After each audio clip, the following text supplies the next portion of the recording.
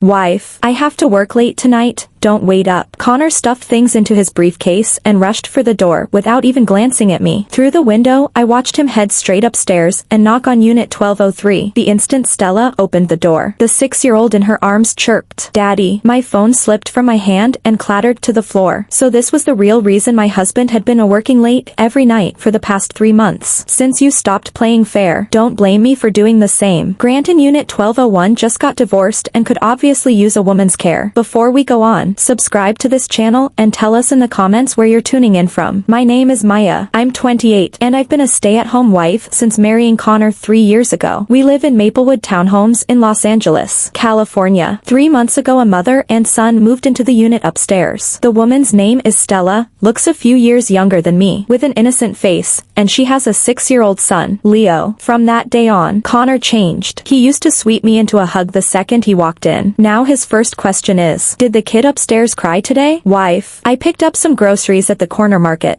Let's take a few things upstairs. The boy is growing. Stella's raising him alone, so we should help when we can. At first I thought he was just kind, but when I heard that little boy call him daddy today, I realized how stupid I'd been. No wonder Connor's been colder these past 3 months. He already has a new woman, even a ready-made child. I collapsed on the sofa, mind blank. My phone rang, Lily calling. Maya, what's wrong? You sound shaky. Lily, I sobbed out everything I'd just seen. What? That bastard. Lily practically jumped through the line. Maya, you can't let this slide. But what can I do? I cried. I don't have a job or income. If we divorce I'll have nothing. Who says you have nothing? Lily lowered her voice. Remember Grant next door? I froze. Grant in unit 1201 is a 45-year-old businessman who owns a small tech company. He got divorced 2 months ago. Whenever we meet in the elevator he greets me like a gentleman, and there's unmistakable appreciation in his eyes. Lily, you mean? Exactly. Lily bubbled. Grant's well off, freshly single, and lonely. If Connor can cheat, why can't you? Besides, a woman who won't be ruthless never keeps her footing. Make Connor realize losing you is the biggest mistake of his life. After hanging up I studied myself in the mirror. At 28 I still look good. Never had kids, so my figure's intact. Skin fair. Features pretty enough in a fresh, clean way. If Connor can land a mistress, why can't I land someone better? I slipped into my sexiest sundress, did my makeup, spritzed perfume, took a deep breath, and walked out. Tap tap tap. I knocked lightly on unit 1201. The door opened moments later. Grant stood there in sweats. Surprise flicked across his face. Then unmistakable delight. Maya, late night emergency? Grant, the kitchen pipe's acting up and Connor's gone. I don't know what to do. I let my voice quaver just enough. Then let me have a look. He followed me back without hesitation. He crouched under the sink while I assisted, brushing his arm now and then. Just a loose coupling. Nothing major. He straightened, a faint sheen of sweat on his forehead. I offered a hand towel. Grant, you're amazing. So handy. Our fingers touched. He tensed but didn't pull away. Happy to help, he said, voice husky. Your husband's working this late? My eyes reddened. He's working overtime again. Always busy lately. I see. His gaze lingered. Must get lonely here by yourself. Sometimes I wish I had someone to talk to, I murmured. The air thickened. Grant's breathing quickened. Maya, anything you need, just ask. Neighbors look out for each other. Really? I let tears shimmer. You're so kind. Grant. Just then familiar footsteps echoed outside. Connor was back. Grant and I exchanged glances. He packed his tools fast. Call me anytime. Thanks. Grant. He'd barely left when Connor walked in. My husband took in the dress, the makeup, the perfume, and frowned. Why are you dressed like that so late? Got bored. Felt like looking nice. I shrugged. You must be starving. I'll heat dinner. Already ate out, he said, heading for the bedroom. I smirked. Ate out. At Stella's. No doubt. From tonight on, we each play our own game. Next morning, after Connor left for work, I waited until 9, changed into running gear, and jogged down to the courtyard. Grant's company is near downtown LA. At this hour, he usually does Tai Chi by the fountain. Sure enough, there he was. Morning, Grant, I called, breathless, cheeks flushed. Maya, you run? He paused mid-form, gaze lingering on my clinging top. Needed fresh air, empty house gets dull. I wiped sweat from my neck. Your Tai Chi looks great. Could you teach me? Absolutely. Stand like this, relax the shoulders. He moved behind me, hands guiding my arms. The scent of light cologne mingled with warm skin. I leaned back a fraction until my back brushed his chest. His breath hitched, but he kept his gentleman's distance. After half an hour he suggested coffee at the corner cafe. We claimed a quiet table. Your husband really works such long hours? Grant asked carefully. I gave a bitter laugh. 3 years of marriage and I feel like furniture. A woman like you should be treasured. His eyes flashed. Like me? I widened my gaze. You really think I'm good? Without question, he said huskily. I sighed. Sometimes I envy you. Grant, starting over. I let the sentence hang. His pulse jumped. Maya, are you saying nothing? I waved it off, but the seed was planted. Outside the cafe he offered. If you ever need to talk, I'm a decent listener. Then give me your WhatsApp. I asked sweetly. We exchanged numbers. He saved mine simply as Amaya. Back home I texted.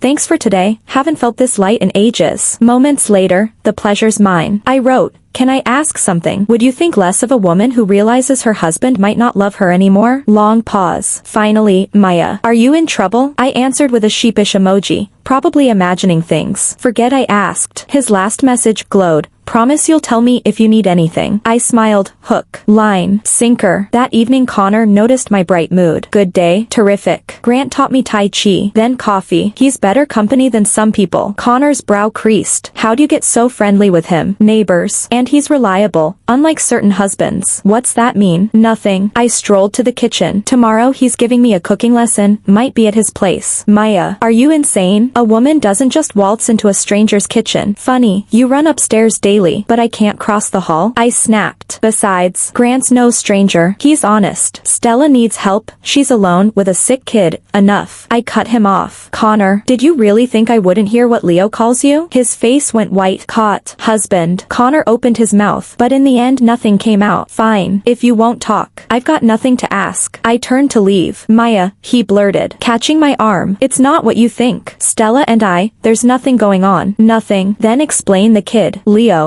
probably mistook someone else for me. I almost laughed at the stupidity. Mistook. Connor, do I look 3 years old to you? I'm telling the truth. Sweat beaded on his forehead. Maya, you have to believe me. My feelings for you haven't changed. Then why have you run upstairs every single day for 3 months? I just felt sorry for them. A single mom, a sick child. I wanted to help. Help requires daily visits. Help requires all this? I jabbed a finger at the shopping bags on the table. You bought every one of these for her, didn't you? In 3 years of marriage, you've never bought me half this much. Connor had no answer. I looked at him. Heart ashes. Connor, let's get a divorce. What? He went white. Maya, you can't. Why not? You've got another woman, and a child. What else do you want from me? I don't. I swear I don't. He shouted. You can't blow up our marriage over a misunderstanding. I gave a cold laugh. Misunderstanding? Then dare you walk up to Stella right now and ask her what exactly you two are to each other? Connor's face drained of the last color. He couldn't even nod. Thought so. I shook off his hand. I'm done. I'll sleep in the guest room tonight. I went in and shut the door, leaving him standing alone in the living room, lying on the spare bed. I WhatsApped Grant. You awake? He wrote back instantly. Not yet. What's wrong? Bad night. Need to talk. Tell me. I hesitated, then typed a long block, sketching the fight without the ugliest bits. His reply flew back. Bastard. Maya, you deserve better. Grant, am I a failure? 3 years married and I couldn't even keep my own husband's heart. Stop that. This is on him, not you. You're a good woman. He's the one who doesn't know what he lost. His words warmed me. Thanks for listening. Anytime. Remember, you can always reach me. We talked until late. Grant's voice, steady yet somehow boyish, kept me afloat. Finally he sent, Maya, if you're truly unhappy, choose yourself for once. Life's short, don't settle. My pulse raced.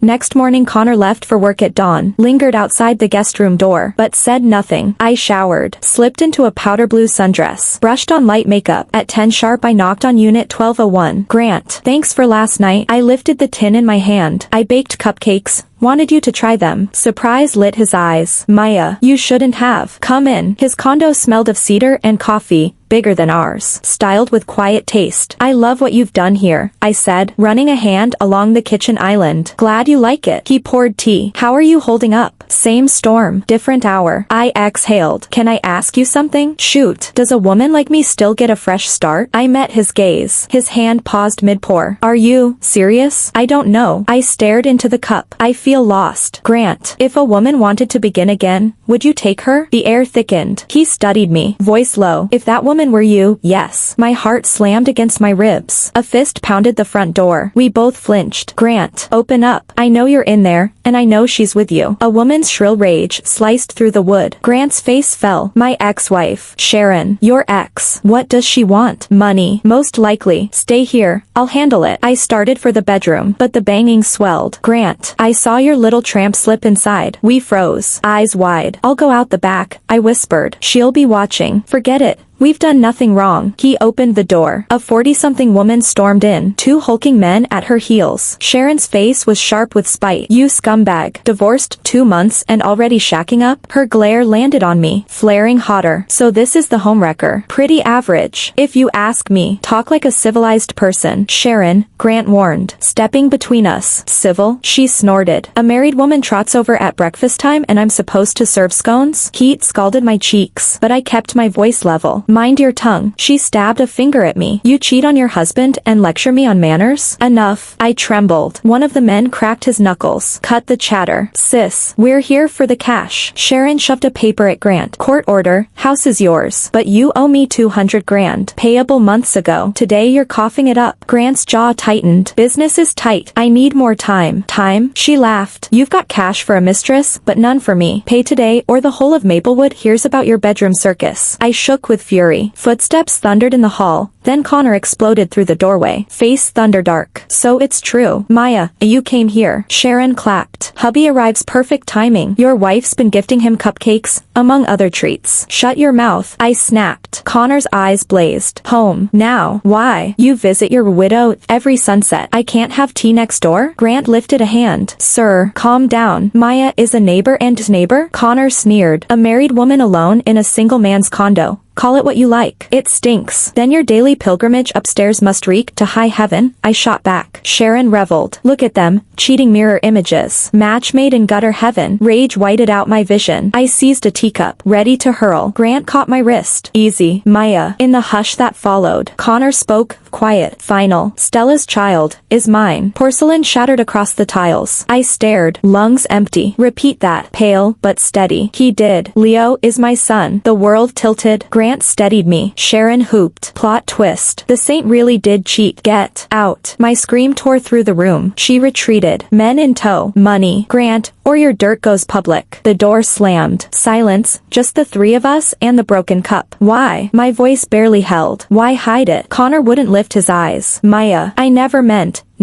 what? Connor, the boy's 6. It started before we married. Before? A bitter laugh. Then why marry me at all? Why not her? He swallowed. Because she said no. The words knifed straight through. I'd been second choice, his consolation prize. And now she's ready. So you crawl back? Tears flooded. Unstoppable. Maya, I love you, love. I wiped my face, backing away. Connor, you're dead to me. Grant couldn't take it anymore. He stepped in front of Connor. Sir, you've hurt Maya enough. Please leave. What gives you the right to tell me to leave? Connor shot back. Eyes bloodshot. She's my wife. Your wife. Grant sneered. A man who can't even protect his own wife and has a kid on the side? What right do you have to say that? The 2 men stood toe to toe, the air between them crackling like gunpowder. I watched, my heart a tangle of bitterness, grief, and something I couldn't name. On one side, the husband who had betrayed me for 3 years. On the other, the neighbor who wanted to shield me. Enough, I shouted. Both of you, out. I need to be alone. Connor opened his mouth, but the look on my face snapped it shut. He turned and walked away without a word. Grant came closer and said gently, Maya, if you need anything, just call. When the door shut behind them, I collapsed onto the couch, tears breaking loose like a burst dam. 3 years of marriage, one big joke from the very start. I pulled out my phone and called Lily. Lily, Connor admitted it. The kid really is his. What? That bastard, she yelled. Maya, what are you going to do? Divorce. I wiped my cheeks, voice steadier than I'd ever heard it. I'm taking him for every cent. Yes, that's the spirit. Lily cheered. Whatever you need, I've got you. I hung up and started thinking clearly. Connor had cheated first, and now there was a child. Legally, I held all the cards, but I needed more evidence. I opened his phone and scrolled through months of statements. Sure enough, huge Venmo transfers to Stella, pages of grocery deliveries, boutique charges, all of it evidence. I was still screenshotting when the doorbell rang. I thought Connor had come back. Instead, Stella stood there, Leo in her arms, her face streaked with tears. Maya, can I come in? I need to talk. I stared at the woman who had nuked my marriage, then stepped aside. Fine, come in. She perched on the edge of the couch. Leo eyed me like a cornered kitten. The boy did look like Connor, those same straight brows, that slight dimple. Maya, I'm sorry, she began, voice trembling. I know that sounds hollow, but I never meant to wreck your marriage. Never meant? I gave a cold laugh. Then why move upstairs? Why let your son call my husband a daddy? She hung her head. I had no choice. No choice? Leo has leukemia, she whispered. The treatment costs a fortune. And I'm alone. I froze. Leukemia? I glanced at the quiet boy, emotions colliding inside me. Diagnosed 3 months ago, she said, clutching Leo tighter. Chemo, maybe a transplant, at least $500,000. I said nothing. I hated her. Yet a 6-year-old with cancer. So you tracked down Connor? I was desperate, she sobbed. Leo's biological father ran off. I don't have that kind of money. Connor's the only man Leo's ever called dad. Wait. I frowned. You just said Leo's biological father ran off. Isn't Connor the kid's real dad? Stella's face flushed. It's complicated. Leo's biological father is Dean, but Connor's been his hero since college. Leo just started calling him daddy. I was officially lost. Are you saying Connor is not Leo's father? No, she admitted, but Connor promised to help, so Leo kept calling him dad. My head spun. If Connor wasn't the father, why on earth had he claimed otherwise? Stella, level with me. What exactly is your relationship with my husband? She hesitated, then exhaled. We were college sweethearts. Sweethearts? Dated for 2 years. Broke up senior year, she said to the floor. After that I met Dean, got pregnant, had Leo. The plot thickened. And moving upstairs? I knew Connor lived here, she mumbled. When Leo got sick, I thought if Connor saw us, he'd feel obligated to help. So you engineered the whole a poor neighbor act. A nod. Wrong. I know, but Leo's my whole world. I can't watch him die. Looking at her and the boy, I felt a messy swirl of pity and rage. I get a mother's desperation, I said slowly, but what you did is unforgivable. I know. Tears streamed down her cheeks. Maya, please. Give Connor another chance. Don't divorce him. She actually slid to her knees. I yanked her up. Stop that. Connor's a good man, she pleaded, gripping my hands. He only helped because his heart's too soft. Please don't ruin his life. I pulled free. My marriage is none of your business. Just then the lock clicked. Connor walked in, took one look at Stella, and blanched. Stella, what are you doing here? I came to explain, she said, standing. She knows everything now. Connor's gaze met mine. Maya, out. I pointed at the door. Both of you, out. Now, can we please talk? He stepped closer. I said out. I screamed. I can't stand the sight of either of you. They exchanged a glance and left. I locked the deadbolt, slid to the floor, and hugged my knees. Turned out the betrayal was even messier. No physical affair. Just 3 months of secret rescues. And Connor had willingly played daddy to save his ex's child, letting me believe the worst the entire time. I texted Grant, can you come over? I need to talk. He knocked 5 minutes later. Maya, are you okay? Far from it, I said with a bitter laugh, and spilled everything Stella had confessed. Grant's jaw tightened. Irresponsible jackass. Whatever his reasons, he should have told you. Exactly. I don't know what's real anymore. He sat beside me. Whatever you decide, put yourself first. Secrecy is betrayal. Period. Thanks for being here. I looked up and found his eyes softer than I expected. Anytime, he murmured. If you'll let me, I'll stay as long as you need. The air warmed. Dangerous and inviting, until my phone rang. Unknown number. Hello? Is this Maya? A woman asked. Yes. Who's calling? I'm Dean's wife, Tina. We should meet. There are things you ought to know. My stomach lurched. I mouthed Dean to Grant. He frowned. Fine, I said. Name the place. An hour later Grant and I walked into River Bean Cafe in downtown LA. A 30-ish brunette waved us over, hollow eyes, tight mouth. Thanks for coming, Tina said, sliding a manila envelope across the table. Photographic proof. I thumbed through glossies. Stella and a man cuddling on a porch, sharing ice cream. Leo playing at their feet,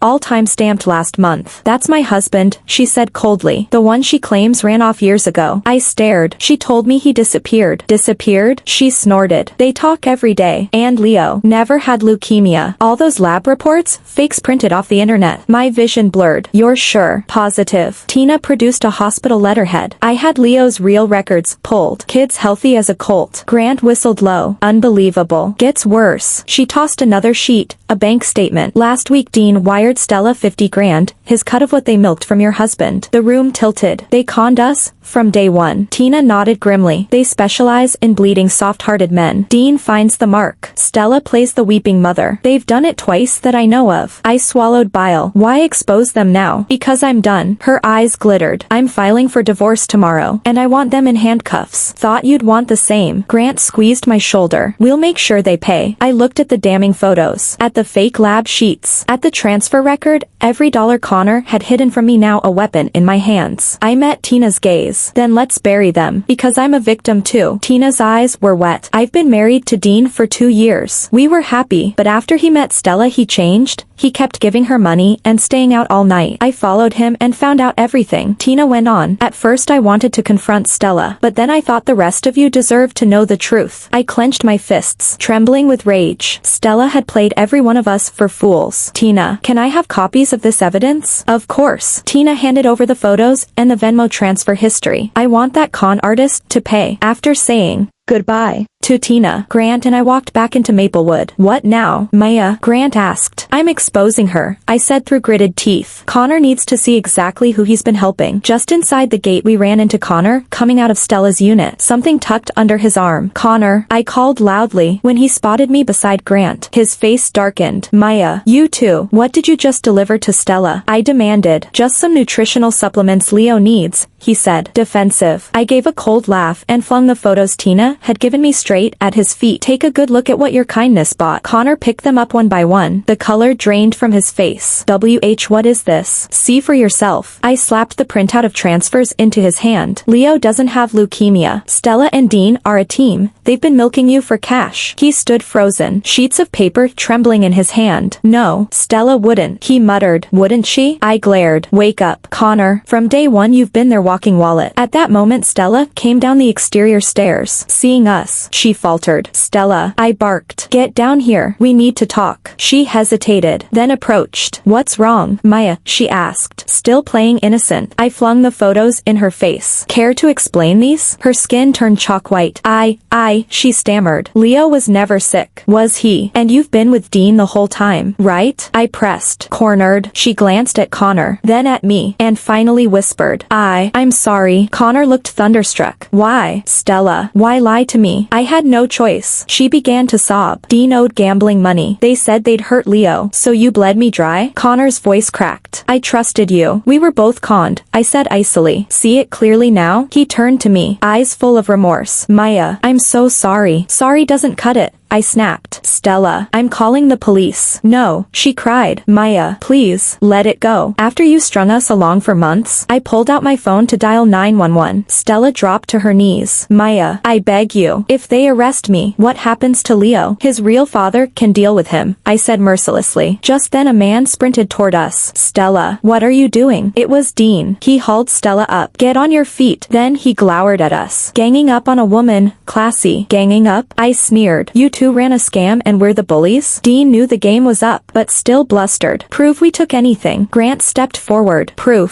Photos. Transfers. Witnesses. Take your pick. Dean glanced at the evidence and his face twitched. Still pretending. Dean? Connor's voice shook. I treated Stella like family and you treat me like a sucker. Tough. You're rich and gullible. Dean spat. We barely asked for much. Much? Connor held up his phone. In 3 months I Venmo'd Stella $120,000. $120,000? I gasped. You gave her that much? He hung his head. I thought Leo needed chemo. My whole body shook. That was more than half a year's income for us. You're something else. Stella. I pointed a trembling finger. You could take that much? She wept harder. We had no way out. No way out? Grant snorted. Jail's a good option. Realizing threats weren't working, Dean tried bargaining. Back off and we'll return the money. Now you want to refund. Too late. I raised my phone again. Suddenly a crowd poured into Maplewood, complete with a local TV reporter and cameraman. Why are media here? Grant muttered. A woman reporter strode up. Which one of you is Stella? We received a tip someone faked a child's illness to solicit donations. Tina must have called them. Spotting the camera, Stella went white and tried to bolt. Dean yanked her back. Running, Grant blocked their path. We're not finished. The reporter caught the commotion and signaled her cameraman. Stella, care to comment? I never, Stella babbled. Our source says your son never had leukemia, yet you accepted tens of thousands for medical bills. True, the reporter pressed. Under the camera lens, Stella unraveled. Leo, the reporter continued. Where is he? May we speak with his doctor? Dean lunged for the camera. Security restrained him. You can't film without consent, he roared. Public street. Normal news coverage. Perfectly legal, the reporter replied. Connor's face flushed scarlet and pale by turns. His charity was imploding on the evening news. Stella, do you deny these allegations? The reporter asked. Stella scanned the circle of neighbors, the red light atop the camera, and finally broke. I admit it. Leo isn't sick. Gasps and angry murmurs rippled through the crowd. Con artist. Using an innocent kid. Despicable. The reporter pivoted to me. Ma'am, you're a victim. Share your story. Tears spilled before I could stop them. I'm Stella's neighbor, and Connor's wife. For 3 months I thought my husband was cheating. We almost divorced over this. I wiped my cheeks. The stress nearly destroyed me. Now the truth's out. She turned to Connor. Sir, how much did you lose? He exhaled shakily. $120,000. She blinked in disbelief. Why give so much? I believed a child's life was at stake, he murmured. Finally she faced Stella and Dean. Any response? Dean tried to shove free, but onlookers closed ranks. Stella knelt again, crying. We'll pay it back. We're sorry. Sorry doesn't erase the months of heartache you put me through, I said, voice cracking. The reporter looked at Grant. And you are a neighbor, he said. I've been helping Maya get to the bottom of it. While the interview wrapped, a siren wailed. Someone had dialed 911. 2 LAPD officers stepped out. Who filed the fraud report? I did. I raised my hand. These two ran a cancer scam. After a brief rundown, the officer cuffed Stella and Dean. Stella begged all the way to the cruiser. Maya, please, one more chance. I watched, unmoved. Funny, you never gave us one. Once the police car left and the reporter packed up, the courtyard slowly emptied. Connor approached. Maya, let's go home. We need to talk. I studied him. Emotions tangled. Proving he hadn't cheated was relief. Yet the secrecy still felt like betrayal. Inside our living room we sat across from each other. The silence weighed a ton. I know hiding things from you was wrong. Connor finally spoke. I'm sorry. You should be. My tone was ice. Connor, did you ever consider your so-called kindness could wreck our marriage? I never dreamed it would turn so ugly, he murmured. I just saw a little boy fighting for his life and my heart caved. Your heart caved? I gave a bitter laugh. And mine. For 3 months I thought my husband was in another woman's bed. I lived in hell. I was afraid you'd misunderstand, so I kept quiet. Misunderstand? I sprang up. You funneled 100 grand to another woman behind my back and you feared misunderstanding. Do I look that stupid? Connor? He had no answer. And why on earth did you claim Leo might be yours? I pressed. Do you know how close I came to falling apart right there? I was afraid you'd keep misunderstanding my relationship with Stella. Connor stammered. So you tell an even bigger lie? My whole body shook with rage. Connor, is anything about you even real? Connor lifted his head and looked me in the eye. Maya, what I feel for you is real. These 3 years I've never so much as looked at another woman. Then why keep me in the dark? I asked, tears brimming. If you really love me, you should trust me and tell me the truth. I know I messed up. He took a step closer. Maya, give me a chance, please.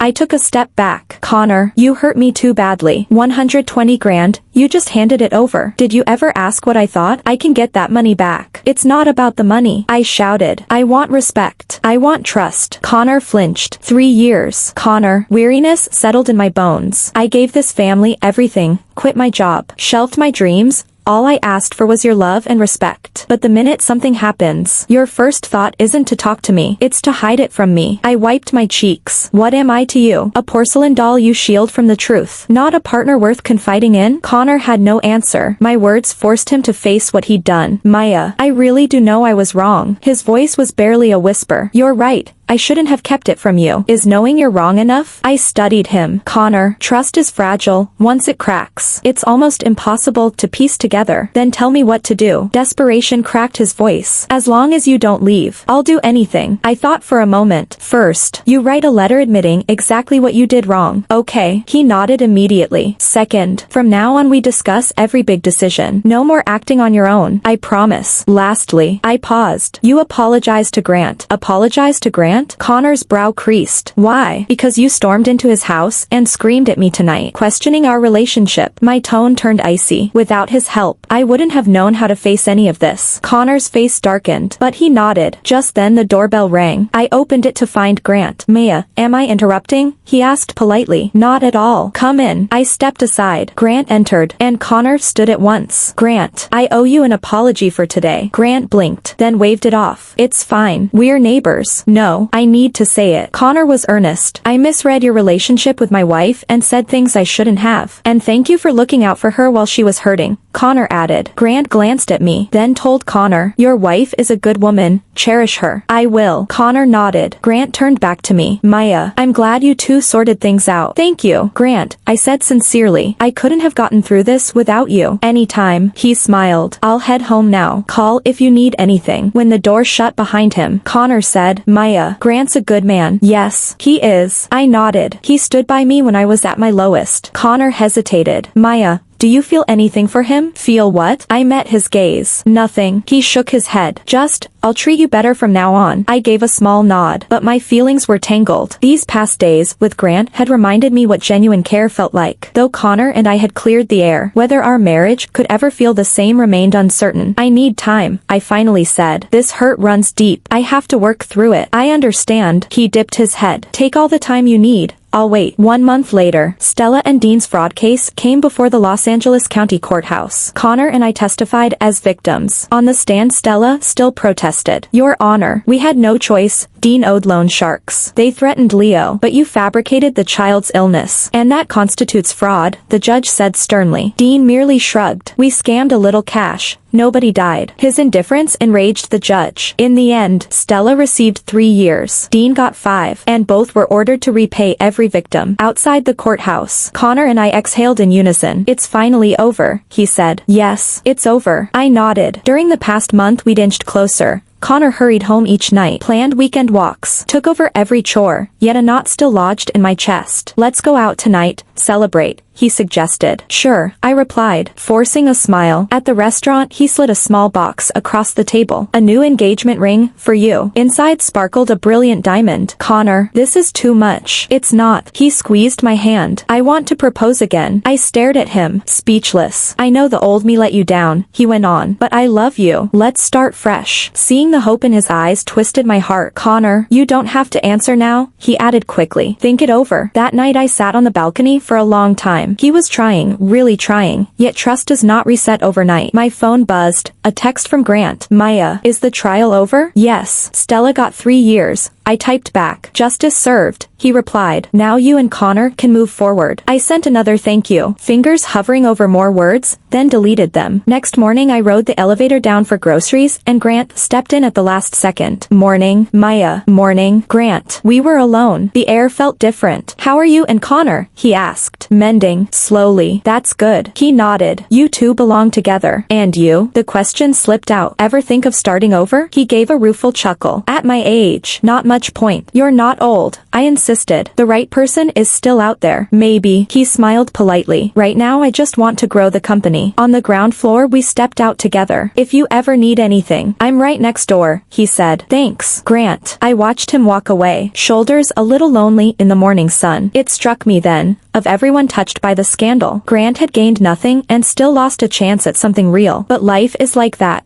Some people are only passing stars, lighting the darkest hour before dawn. Back home, Connor had breakfast waiting. Any thoughts about last night? He asked cautiously, meeting his hopeful gaze. I finally nodded. Connor, I'm willing to try again. He folded me into a fierce hug. Thank you, Maya. I won't let you down. I exhaled softly against his shoulder. Perhaps this was the ending we'd fought for. Painful. Yes, but we'd both grown. Connor had learned respect and trust. I'd learned to demand them. As for Grant, some feelings are meant to stay buried, remembered only as quiet gratitude for the light he gave when everything else went dark. 3 months later we renewed our vows in a small courtyard ceremony at Maplewood. It was simple, but every word felt sacred. Among the scattering of guests, I spotted Grant in the back row, applauding with a gentle smile. At that moment I understood, certain people travel only part of our journey, yet the warmth they leave behind lasts a lifetime. Thanks for listening. If you enjoyed the story, give us a thumbs up and share it with friends. We'd love to hear your thoughts in the comments, and don't forget to subscribe so you won't miss the next tale. See you next time.